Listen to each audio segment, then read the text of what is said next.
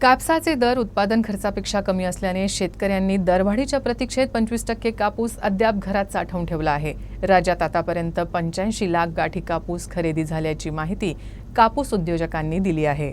आंतरराष्ट्रीय बाजारात कापसाचे भाव कमी झाले असल्यामुळे सध्या तरी कापूस भाववाढ होणार नसल्याचं व्यापारी वर्तुळातून सांगितलं जात आहे।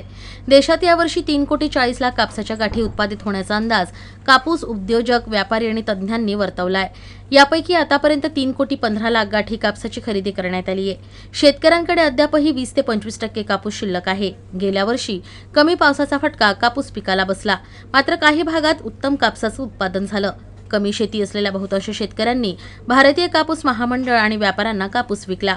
आता ज्या शेतकऱ्यांकडे साठवण क्षमता आहे त्या शेतकऱ्यांकडेच कापूस शिल्लक आहे।